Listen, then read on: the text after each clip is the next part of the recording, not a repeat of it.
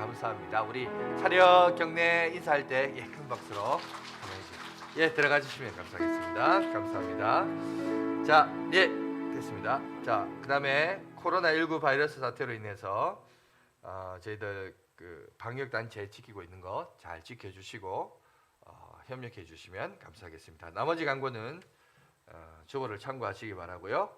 우리 말씀 보도록 하겠습니다. 디모데후서 2장 1절부터 13절까지 말씀입니다.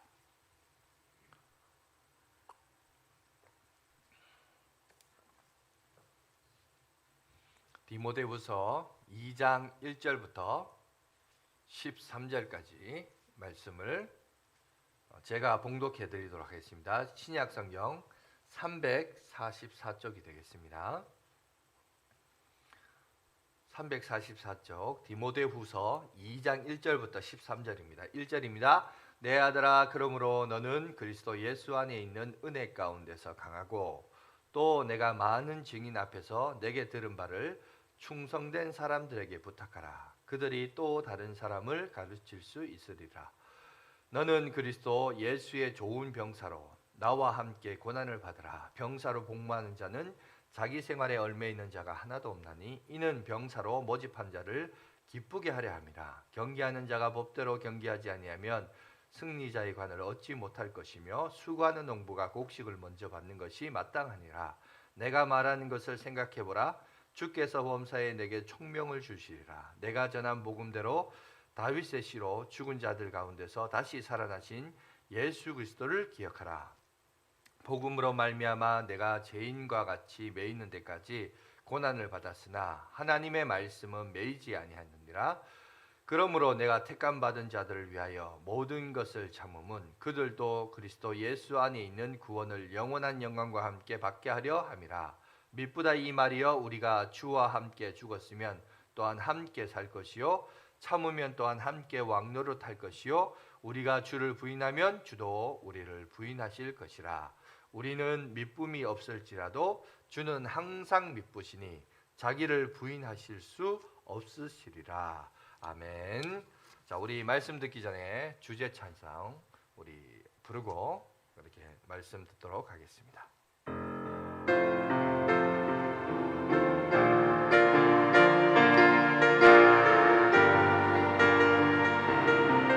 세상 흔들리고 사람들은 변하여도 세상 흔들리고 사람들은 변하여도 나는 주를 섬기리.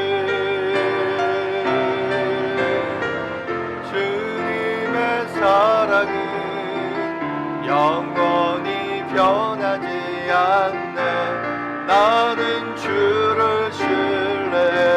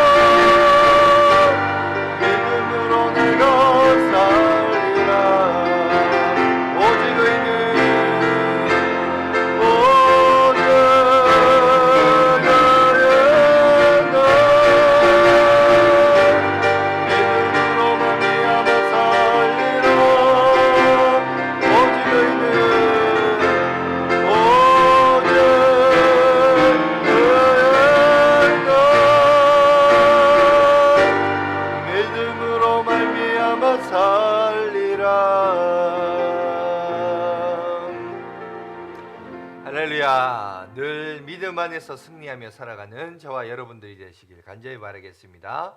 자, 오늘은 예수 그리스도의 좋은 군사라라는 말씀으로 함께 은혜를 갖도록 하겠습니다.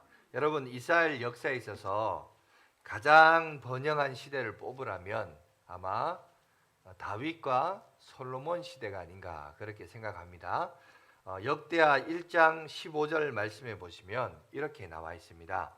왕이 예루살렘에서 은금을 돌같이 흔하게 하고 백향목을 평지에 뽕나무같이 많게 하였더라. 여기 보면 당시 솔로몬 시대의 부를 설명하는데 은금이 얼마나 많았는지 돌 취급했다. 백향목 나무는 건축 재료를 얘기하는데요. 옛날에는 주로 나무로 집을 많이 지었죠.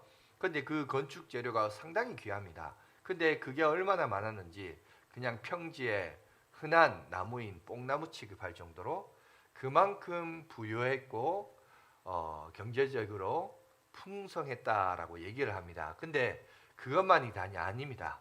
여러분 솔로몬 시대는 또 지혜가 풍성했음을 지혜로움의 풍성을 얘기합니다. 여기 성경 구절에도 보니까 9장 6절 7절 보세요. 거기 보면 우리 다 같이 한번 읽어보겠습니다. 시작. 내가 그 말들을 믿지 아니하였더니 이제 와서 본즉 당신의 지혜가 크다 한 말이 그 절반도 못 되니 당신은 내가 들은 소문보다 더하도다.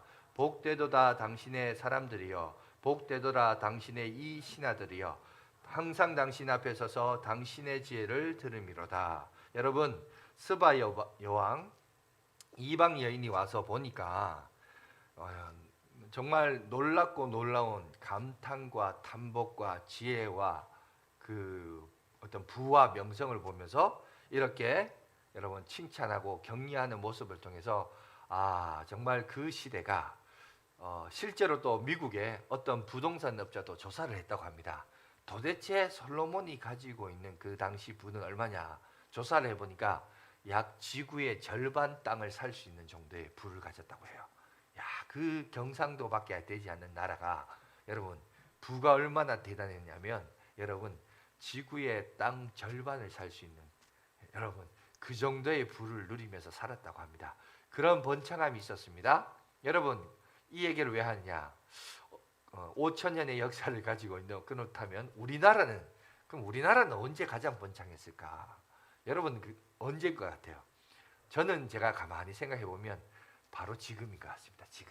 지금 우리나라가 이 대한민국이라는 위상이 엄청나게 영향력을 끼치고 있습니다. 뭐 고조선부터 시작해서 뭐 삼국시대, 뭐 또 고려, 조선, 심지어 개화기를 거쳐서 오늘의 일까지 우리를 뒤돌아보면 이 대한민국, 한국이라는 이 위상이 얼마나 인기와 명성이 알려져 있는지 여러분 코리아의 그 K자를 따와가지고 음식 그러면 K푸드가 유명하고요. 음악 그러면 K팝이 유명하고요. 스포츠 그러면 K리그가 유명하고 심지어 또 뭡니까 또 여러 가지 뭐 K드라마 뭐 K 컨텐츠로 시작되는 하여튼 K로 시작되는 것들이 너무 많습니다.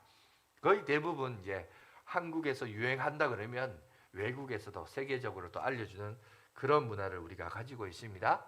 그런데 이제 오늘 무슨 얘기를 하려고 하냐면 최근에 이제 나왔던 드라마 중에 하나가 뭐냐면 이 지옥이라는 드라마 혹시 들어는 보셨지만 본 사람도 있을 것이고 또 그러지 못한 사람도 있을 것인데 이게 또 해외에서도 반응이 뜨겁습니다. 물론 국내에서는 호불호가 조금 가리기는 합니다만은 그럼에도 불구하고 상당한 인기를 끌고 화제도 가지고 있습니다. 자, 이 영화를 제작했던 감독이 누구냐? 보니까 연상호 감독이라는 사람이에요. 이 사람이 제작을 했는데 PPT 제가 하나 준비했는데 이 사람이 주로 뭘 만드는가 보니까 부산행, 반도 이런 게 유명세가 있더라고요. 이게 이제 뭐냐면 바이러스에 의해서 이제 사람이 좀비라는 괴물로 바뀌는 뭐 그런 내용이에요. 그래서 전염성이 있는 그런 내용인데 약간 공포심과 액션이 가미된 그런 내용들입니다. 그 외에도 뭐가 있냐면 창이라는 영화가 있습니다.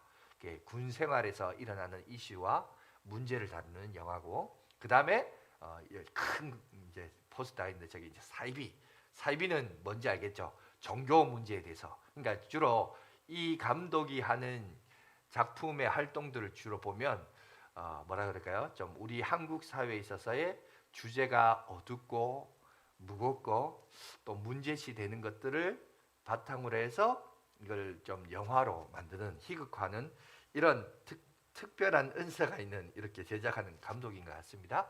그리고 오늘 이제 말하고자 하는 이 지옥도 보세요. 제목에서부터 풍기는 것처럼 뭔가 분위기가 어둡고 무겁고 그늘진 그런 내용들을 우리 가운데 얘기하고 있는데 그 영화의 내용이 이렇습니다. 뭐냐면은 사람이 천사인지 뭔지 모르겠지만 고지를 받습니다. 너는 몇 날 몇 시에 죽게 될 것이다. 그리고 그 시간이 딱 되면 세 명의 저승사자가 등장해서 고통 속에서 그 사람을 죽이는 시연하는 장면이 등장하고 사라집니다. 사라지는데 자, 문제는 그 현상도 신비롭고 사람들로 하여금 주목을 끌지만 문제는 뭐냐면 그 이야기의 스토리의 진행 상황은 뭐냐면은 도대체 왜 이런 일이 일어나느냐 이거예요.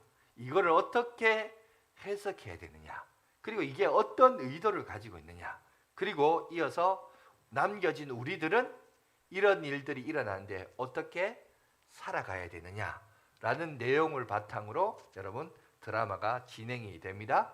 그런데 문제는 뭐냐면 이것을 해석하고 분석하고 의미를 도출해내는 사람들이 등장하는데 그 사람이 누구냐? 이제 저를 보여주세요. 그 사람이 누구냐면 오늘 소위 말하는 신흥 종교예요.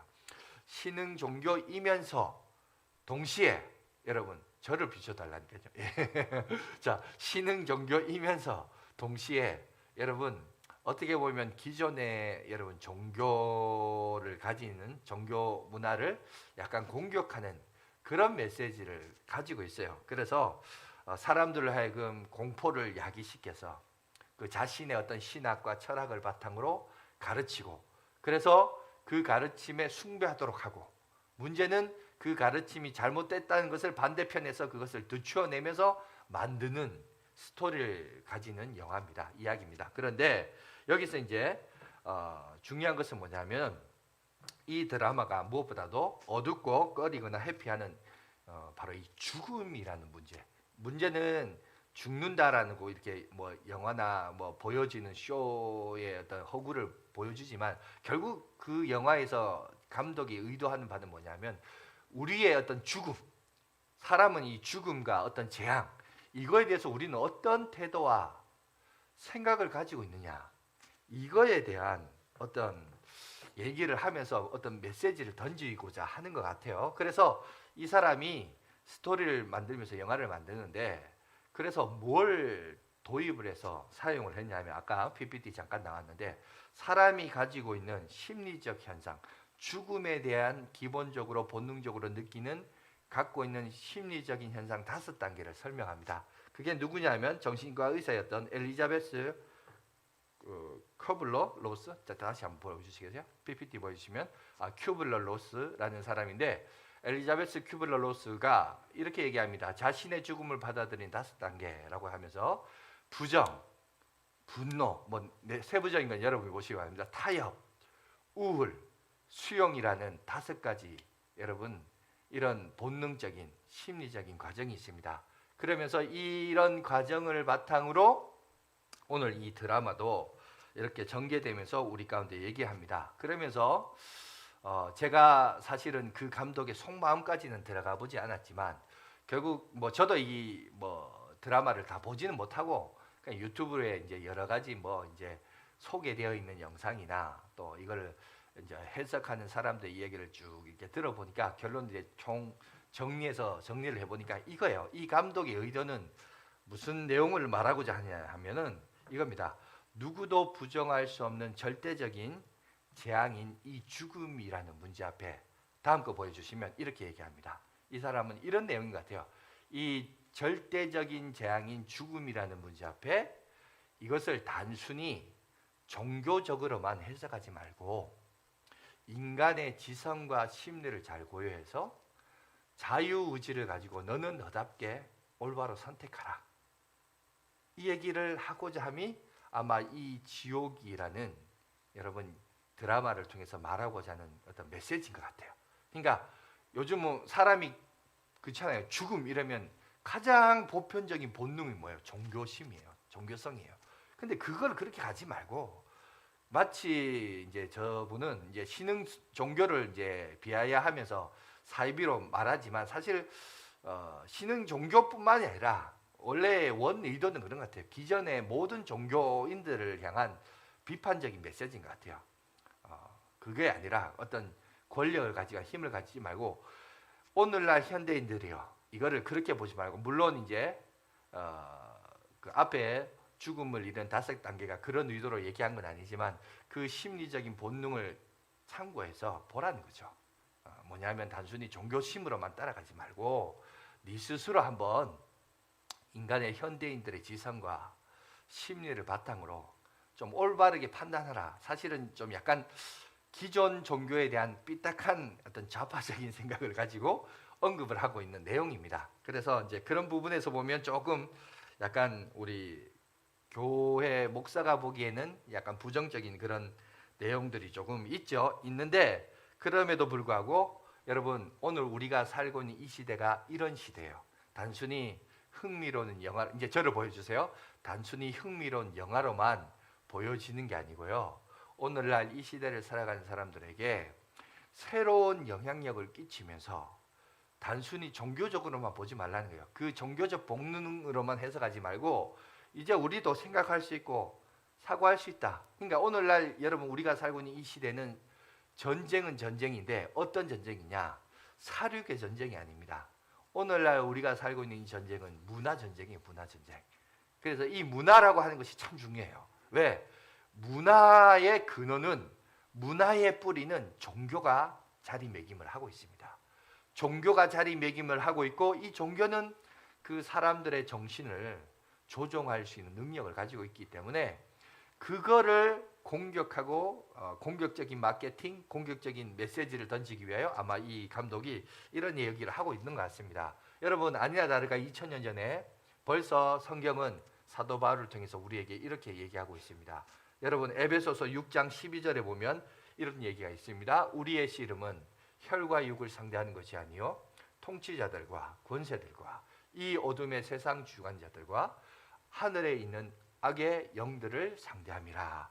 벌써 여러분 이 문화의 근원적으로 이 문화 전쟁이라고 하는 것은 그 근원으로 거슬러 올라가 보면 결국 무슨 전쟁이냐? 영적 전쟁이라고 오늘 사도 바울은 우리들에게 얘기하고 있거든요. 여러분 보세요. 인간의 이성이 여러분 주장하는 사회, 과학과 문명이 발달한 사회는 어떤 결론이 만들어질까요? 여러분 이스라엘 역사에서 가장 번창했던 솔로몬을 통해서 그 지혜를 얻을 수 있습니다. 인간의 지식과 과학과 이 소위 말하는 오늘날 현대인들의 지성이 여러분 그 당시 솔로몬이 살고 있던 시대에도 유명했고 알려졌고 보편화가 되었어요.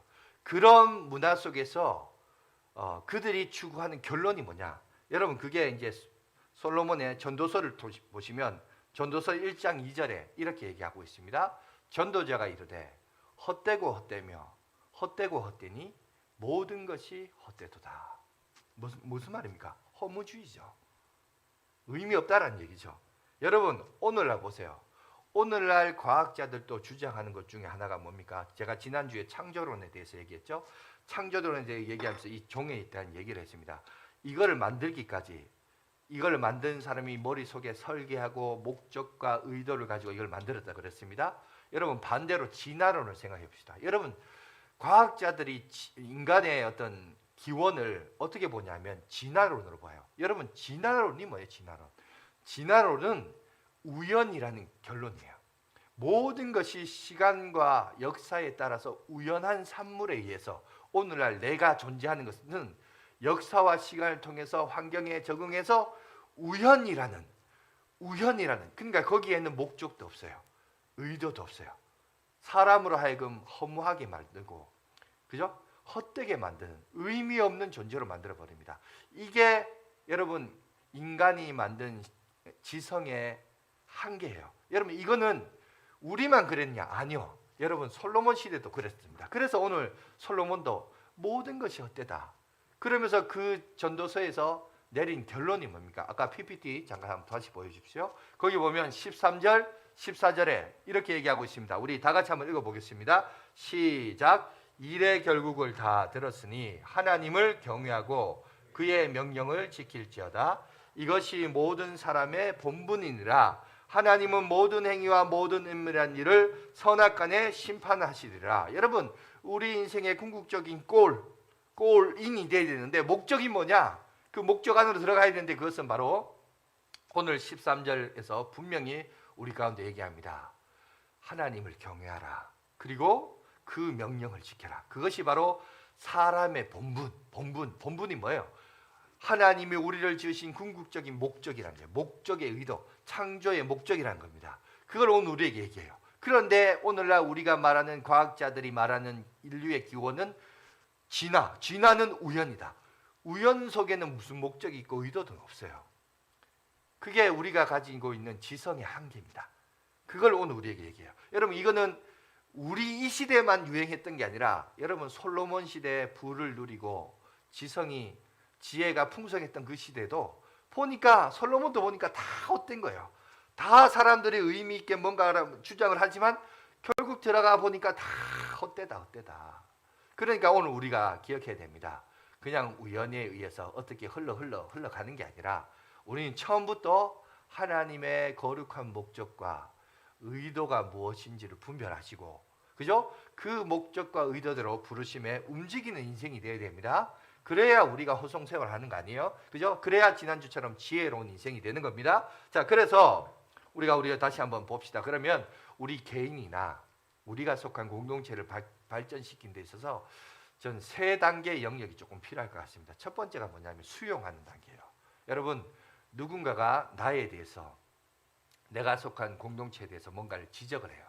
지적을 하거나 뭔가 이상현상이 있어서 말을 합니다. 말을 하면 사람이 본능적으로 나타나는 이 본능 중에 하나가 뭐냐면 아까 죽음에 이르는 5단계에서도 제일 먼저 나온 게 뭐죠? 부정이에요. 부정. 아니라고. 자기 지금 엄청 아픈데도 나 안 아프다고. 문제가 엄청 많은데 문제 없다고. 그냥 부정해버려요. 그런 본능이 우리 가운데 있거든요. 그런데 첫 번째 나를 개발하고 발전시키는 데 있어서 첫 번째 원리가 뭐냐면 수용이에요.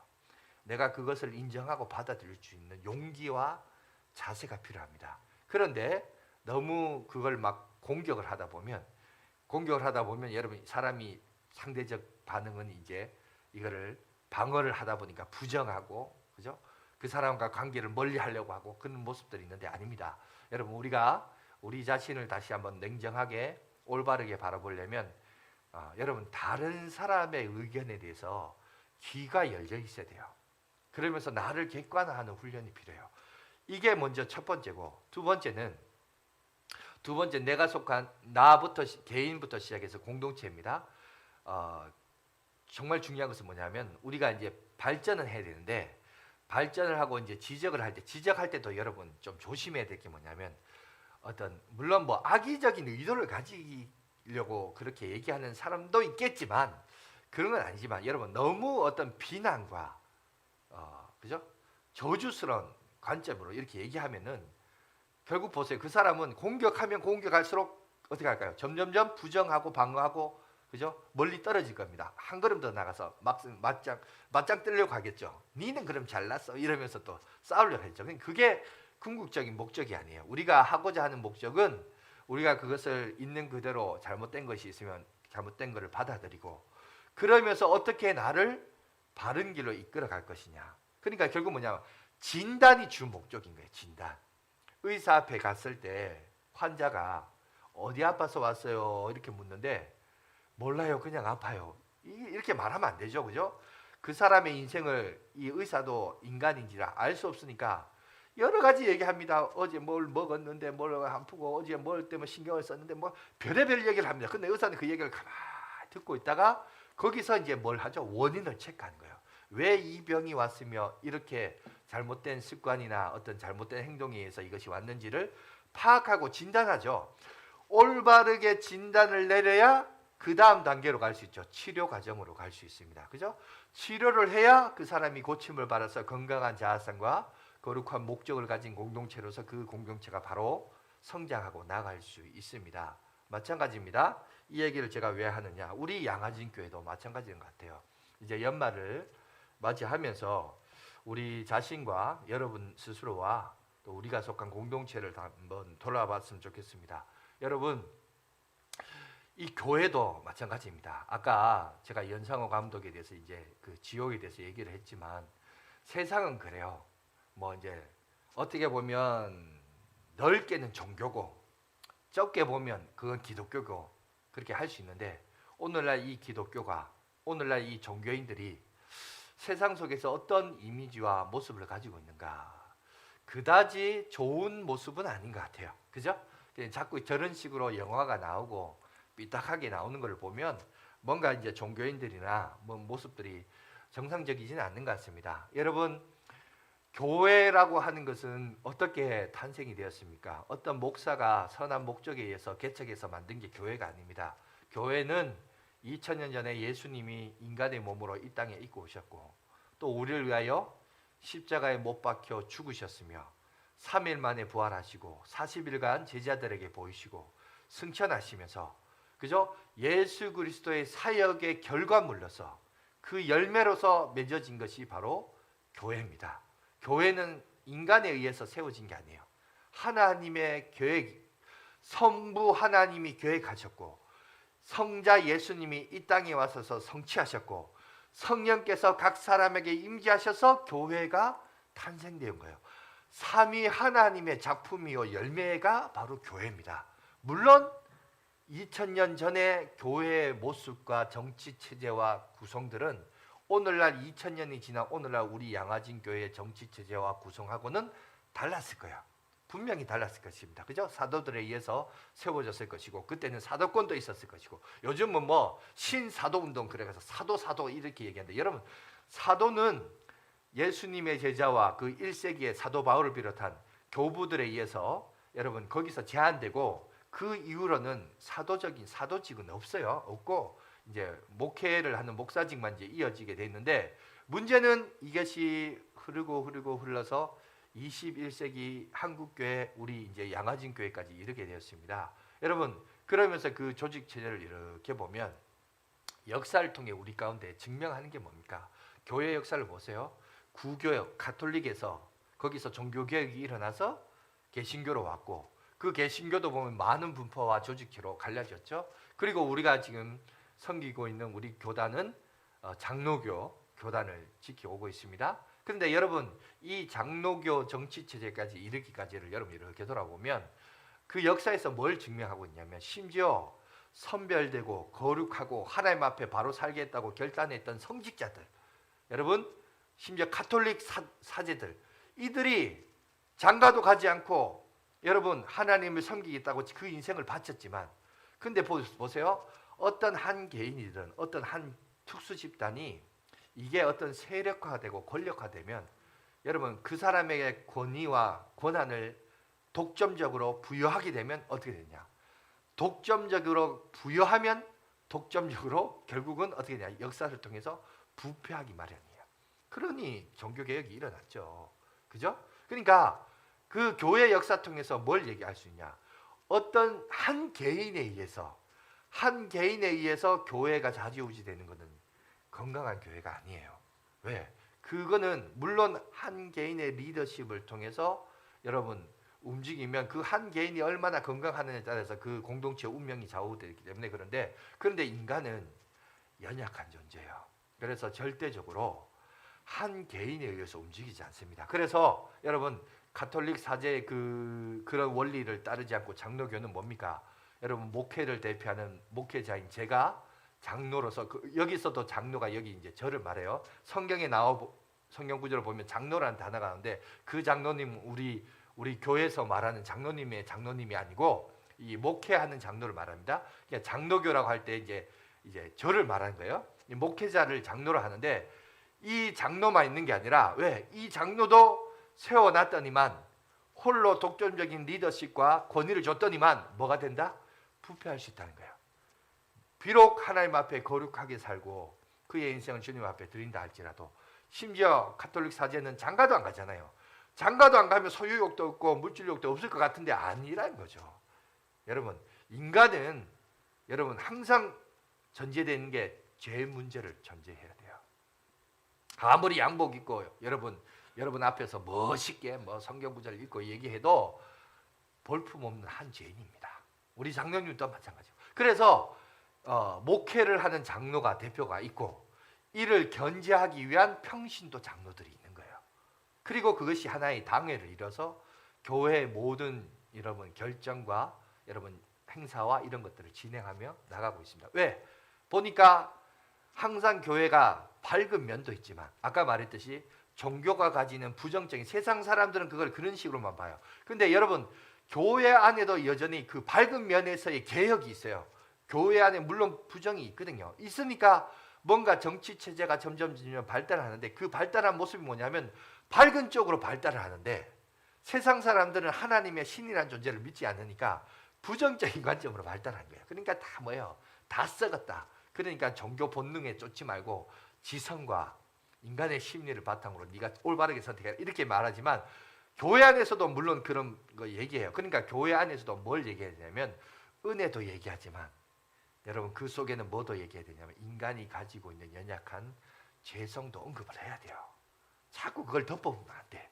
여러분 의사 앞에 가서, 그죠? 자기의 아픈 치부를 보여줘야지. 아이고 부끄러워라 그러면서 가리면 그 사람은 못 고쳐요. 그죠? 드러내야 고칠 수 있죠. 여러분 우리도 마찬가지입니다. 교회에서 하고자 하는 것은 그 사람을 비난하고 저주하고 욕하고 그러니까 죽어라 이러려고 하는 게 아니고, 뭐냐면 그 사람을 고치고 건강한 사람으로 세우기 위함입니다. 그러려면 한 사람에게 독점적인 권한을 주면 절대적인 뭐가 된다? 부패할 수밖에 없어요. 그래서 우리가 장로교라는 정치제도가 이렇게 나왔습니다. 자, 이 얘기를 제가 왜 하냐 하면, 여러분 목회를 하는 사역적인 측면도 저는 마찬가지라고 봅니다. 한 사람이 잘나서 훌륭해서 교회를 크게 키우는 방법도 있습니다. 물론 그렇게 키울 수 있어요. 우리 교회, 한국교회 역사도 보면 그렇게 해서 교회가 큰 데도 많고 교단이 큰 데도 많습니다. 그런데 여러분 보세요. 그렇게 크게 키웠더니까 어떻게 됐어요? 늘 좋은 게 좋은 거라고 좋게 마무리가 되었습니까? 아니죠. 여러분 큰 교회를 만들었더니만 그 안에 들어가 보니까 온갖 구조물들이 많아요. 온갖 비리가 많아요. 여러분 오히려 어떤 일을 잘한다고 하는 사람들을 보면, 특히 한국의 참 안 좋은 역사가 그렇죠. 대통령부터 시작해서 교회 역사도 마찬가지예요. 일 잘한다, 업적 남겼다, 그런데 들어가 보면 그 속에 온갖 구조물들이다. 그러니까 결국 보세요. 결국 뭘 얘기하냐면 잘하는 면만 보는 게 아니라 교회는 이런 어두운 부분도 같이 봐야 돼요. 그래서 올바르게 개혁이 돼야 돼요. 개혁이 돼서 바로 세워져야 되는데, 사역도 마찬가지입니다. 옛날에는 한 사람의 능력에 의해서, 목회자가 누구냐에 의해서 여러분 교회가 막 세워졌다가 무너졌다가 이렇게 하는데, 이제는 그런 사역을 하지 않습니다. 이제는 많이 바뀌었어요. 그래서 오늘날 정치 체제뿐만 아니라 사역적인 측면도 한 사람에 의해서 움직이는 교회가 아닙니다. 이제는 팀 사역을 해요. 너도 잘하고 나도 잘하는 팀 사역을 하면서 오늘 그 일들을 감당을 해야 됩니다. 여러분 갈라디아서 6장 2절에 보면 이렇게 얘기합니다. 사도 바울이 한번 다 같이 읽어볼까요? 시작. 너희가 짐을 서로 지라. 그리하여 그리스도의 법을 성취하라. 하나님의 법은 혼자 그 일을 감당하는 게 아닙니다. 같이 하는 거예요. 같이 서로의 짐을 지면서 그 일들을 합니다. 한 사람이 100이라는 결과물을 만들어내려면 어쩔 수 없어요. 한 사람이 하려면 한 사람이 그 100이라는 에너지를 다 쏟아내요. 그런데 10사람이 100이라는 여러분 결과물을 만들어내려면 10사람이 각자 가진 능력의 10 정도만 내면 100이라는 결과물을 만들어낼 수 있어요. 90은 세이브할 수 있다고요. 그죠? 그런데 200은 여러분 20이라는 에너지를, 그죠? 결국 20이라는 에너지밖에 소모를 안 하지만 결과물은 2배의 결과물을 만들어낼 수 있습니다. 그러니까 이제는 한 사람에 의해서 세워지는 여러분 교회가 아니라는 겁니다. 여러분 축구 경기 중에 11명이 하는 축구 경기가 있죠. 이거는 개인 경기가 아니에요. 팀 경기입니다. 아무리 한 사람이 득점력이 있고 능력이 있는 공격수로 한 사람이 있다 할지라도 여러분 그 한 사람이 잘나서 그 팀이 이긴다? 물론 그 사람 때문에 특별하기 때문에 이길 수 있어요. 그런데요 그 한 사람도 잘해야 되지만 나머지 10명도 그 정도 떠받쳐주고 뒤에서 밀어주고 여러분 협력해 줄 수 있는 능력이 팀이 되어야 그 사람이 승리할 수 있어요. 한 사람이 돋보이는 것은 얼마든지 할 수 있습니다. 특히 요즘 우리나라도 보면 유럽에 나가는 우리 한국 선수들 많잖아요. 보세요. 보면 그 한국 선수들도 이게 팔이 안으로 굽는다고 국내 선수들이 너무너무 잘해요. 너무너무 잘한다라고 하면서 막 얘기하는데 보면 너무너무 잘하는데 팀은 자꾸 져. 맨날 패배해요. 그러면 여러분 그건 잘하는 거 아니에요. 그죠? 여러분 한 사람이 잘하는 거는 중요하지 않아요. 팀이 잘해야죠. 팀이 승리를 해야 그 사람도 그 선수도 다 가치가 있는 겁니다. 팀 경기입니다. 교회도 마찬가지입니다. 목회자 한 사람 잘한다고 그게 되는 거 아닙니다. 결국 뭐냐? 다 같이 잘해야 돼요. 다 같이 자기의 은사가 뭔지를 알고 그 은사를 개발하고 그 역할들을 감당해야 됩니다. 그래서 이제 내년에는 2022년은 좀 이런 소그룹과 멘토링 사역을 제가 이제 주안점으로 해서 이제 이 사역을 좀 감당하려고 합니다. 그래서 그런 사역들을 감당하는데 제가 오늘 이제 본문 말씀 보세요. 2절 보시면 이렇게 얘기합니다. 사도 바울도 아들 디모데에게 뭐라고 얘기하냐면 또 내가 많은 증인 앞에서 내게 들은 바를 충성된 사람들에게 부탁하라. 그들이 또 다른 사람을 가르칠 수 있으리라. 오늘 바울도 자기의 믿음의 아들 디모데에게 말합니다. 너만 일하지 말고 충성된 사람들을 찾아라. 그리고 그 사람들에게 가르쳐라. 왜? 그러면 그 사람이 또 다른 사람을 그 일들을 감당할 수 있다라고 해요. 여러분, 이제 앞으로 우리 교회도 이제 개인의 한 목사에 의해서 움직이는 교회가 되면 안 되고 팀 사역을 해야 돼요. 팀 사역. 당회는 당회대로 역할도 있지만 또 우리가 이제 함께 멘토링부터 시작해서 멘토링은 1대1이에요. 최소한 우리가 그렇잖아요. 여러분 이 자리에 있기까지 여러분들도 이 자리에 있기까지 누군가에 의해서 이 자리에 오게 되지 않았습니까? 그죠? 누군가에 의해서 저도 목사가 되지 않았겠어요. 그러면 최소한 빚은 갚아야죠. 그 신세를 졌으니까 최소한 나도 한 사람에게는 선한 영향력을 끼쳐야 되지 않겠어요?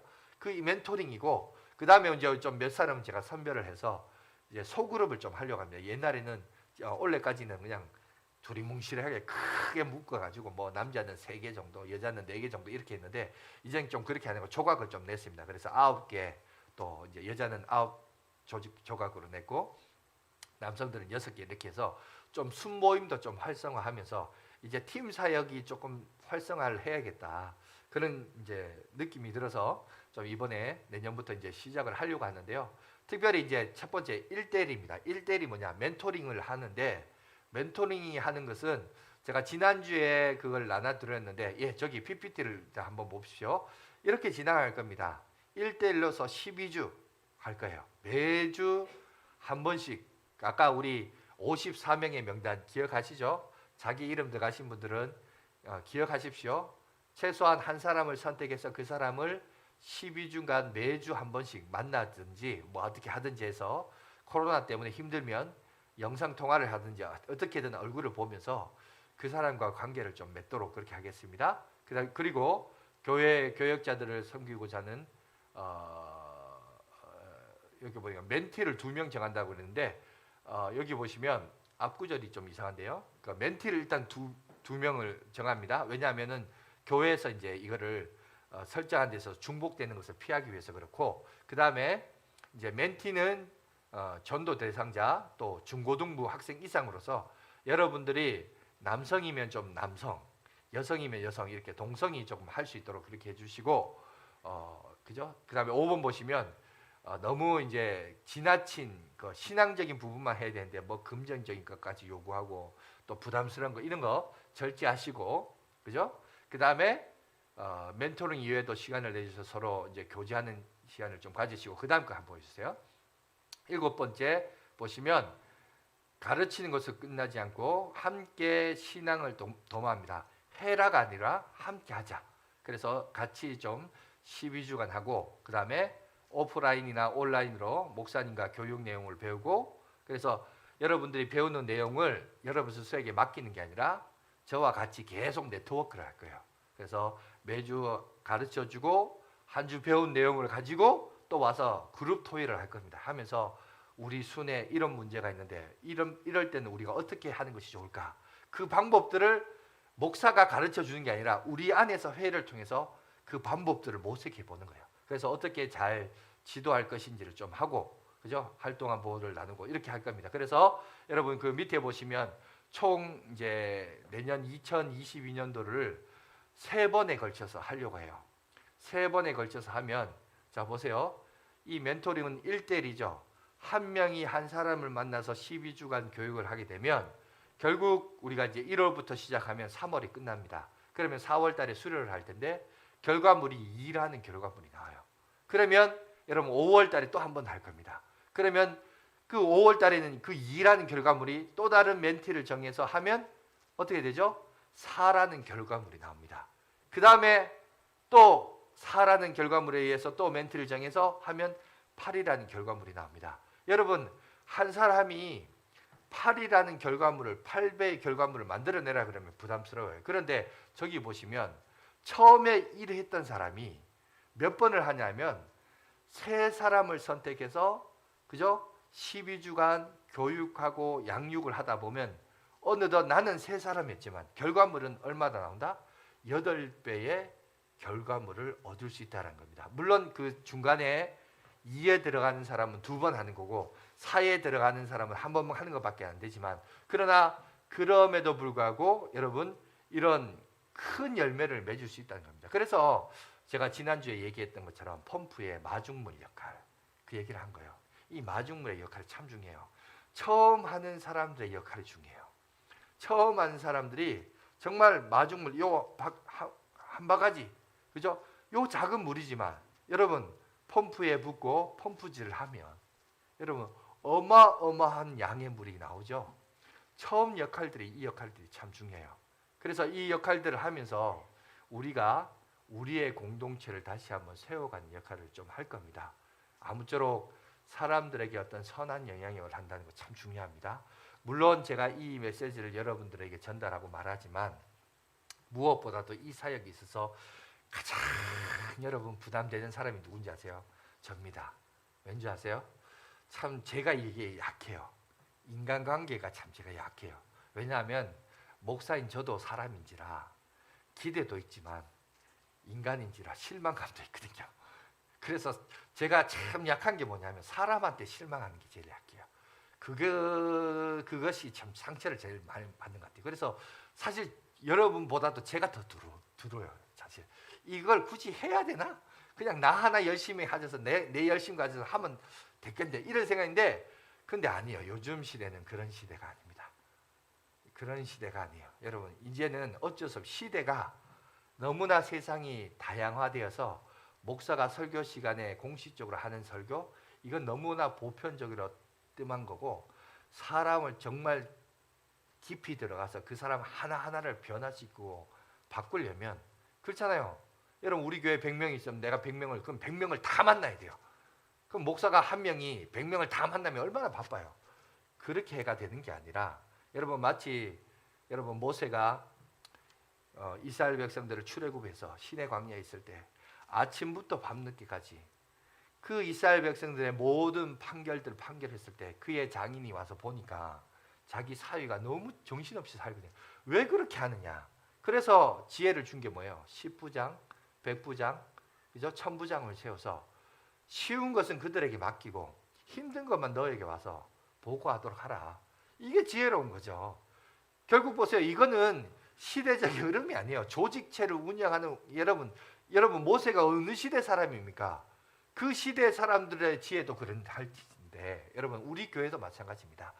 그죠? 그러니까 목회자가 편하려고 이렇게 하는 게 아니라 한 사람 하나하나가 그저 여러분 이렇게 와서 옷만 거룩하게 옷 입고 깔끔하게 입고 찬송 부른다고 손만 든다고 하나님이 인정하는 거 아니에요. 여러분 하나님은 여러분의 생각과 여러분의 일상을 다 알고 계십니다.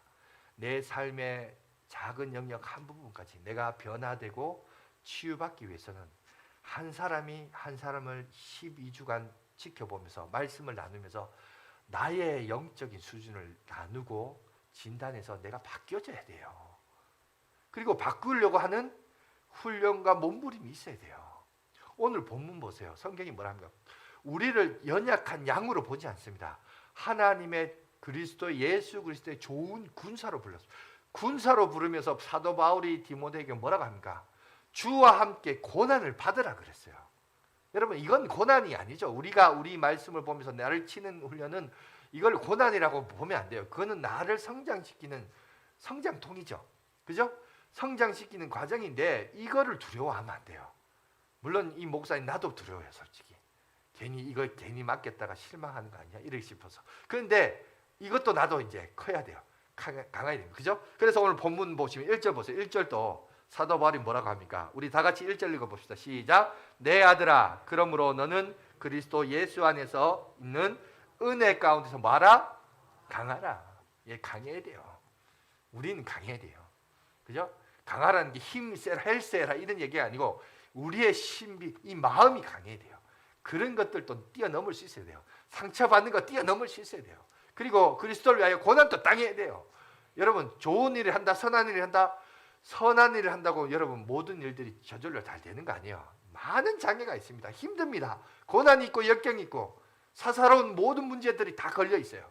그러나 오늘 사도 바울이 뭐랍니까? 군사로 모집한 자는 사사롭게 그런 일에 여러분 얽매 있는 사람이 아니에요. 우리를 부르신 그리스도를 기쁘게 하기 위하여 부르심을 받은 존재가 교회라는 겁니다. 여러분, 이 일들은 이제 함께 해야 돼요. 함께 해야 교회가 건강한 겁니다. 목사 한 사람에 의해서 세워지고 넘어진다? 여러분, 한 사람에 의해서 얼마든지 세워질 수 있습니다. 저 못한다는 게 할 수 있어요. 그러나 여러분 기대하십시오. 그 목사 나중에 다 보상심리 내놔라 할 거예요. 나한테 돈 내놔라, 차 내놔라, 집 내놔라 다 할 거예요. 그럴 거예요. 그래서 할 거예요. 여러분, 그렇게 세워지는 게 아닙니다. 교회는 그렇게 세워지면 절대적으로 타락하고 부패하게 돼 있어요. 결국 뭐냐? 교회가 교회로서 건강하게 세워지려면 각자 자신의 역할에서 자신의 은사를 가지고 일들을 해야 돼요. 그런데 하는 역사 중에 뭐 여러 가지 일이 있죠. 뭐 청소부터 시작해서 우리 차량 운행, 주방 그런 것도 사역입니다. 그게 의미 없다는 거예요. 중요해요. 하지만 더 중요한 것은 사람이 사람을 세우는 일이에요. 교회는 건물이 교회 아닙니다. 이 건물을 유지하는 것도 교회가 아니에요. 건물이 교회가 아니고 사람이 교회예요. 사람. 그러니까 교회를 세운다는 말은 사람을 세운다는 거거든요. 그러니까 여러분이 속한 사람들 중에 여러분이 살아가면서 최소한 나와 관련된 사람들 중에 관계된 사람 중에 세 사람 없어요? 한 사람은 둘째치고 여러분 세 사람 정도는 있을 거 아니에요. 내 평생에 여러분 너무 뭐 우리 양화진교회 부흥시킨다 교회만 제한시키지 마십시오. 여러분 친인척 가운데 저 멀리 있는 왼수 가운데도 아마 여러분 복음을 전해야 되고 그 사람이 예수 믿어야 될 사람이 있어요. 제가 우리 교회만 제한시키는 거 아닙니다. 여러분 전도 대상자 중에 친척 중에 있습니다. 최소한 그 사람들에게도 여러분 12주간 복음을 전하십시오. 그리고 전도의 문을 열어달라고 기도하십시오. 그래서 교회가 그렇게 세워져 가는 거예요. 그죠?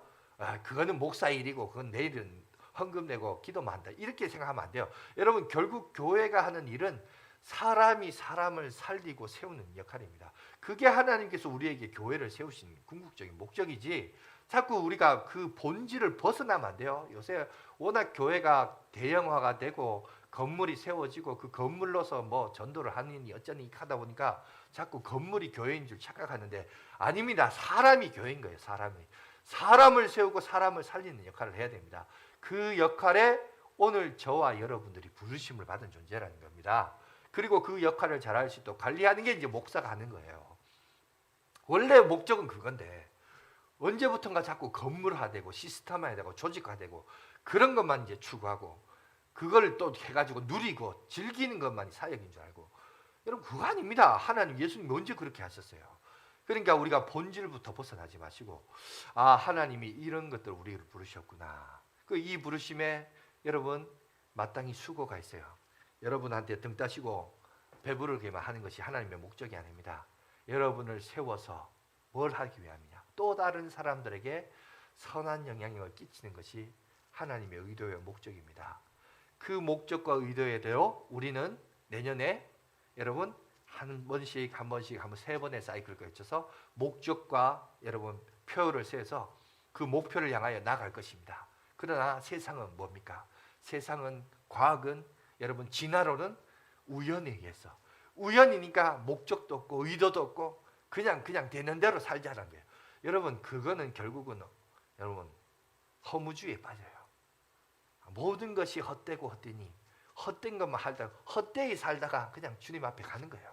그러면 열매도 없고 상급도 없습니다. 이제부터 좀 목표를 정하고 목적을 정해서 하나님의 목적과 부르심에 한 단계씩 우리가 나갔으면 좋겠습니다. 이 부르심에 함께 여러분 동참하시고 섬기셔서 하나님의 영광을 드러내는 아름다운 교회 공동체로 세워가는 저와 여러분들이 되시길 간절히 바라겠습니다. 기도하겠습니다. 사랑과 은혜가 많으신 하나님 아버지, 오늘도 저희들 불러주시고 이 부르심 앞에, 이 소명 앞에 우리를 다시 한번 헌신하게 해주시며 감사합니다. 하나님의 뜻이 뭔지를 알게 해주시고 예수 그리스도의 좋은 군사로서 우리를 불러주셨사오니 이 부르심 앞에 순종하게 해주시고 우리의 작은 섬김과 헌신을 통하여 하나님의 교회가 세워질 수 있도록 주께서 복의 복을 다하여 주시옵소서. 감사드리오며 예수님의 이름으로 기도하옵나이다.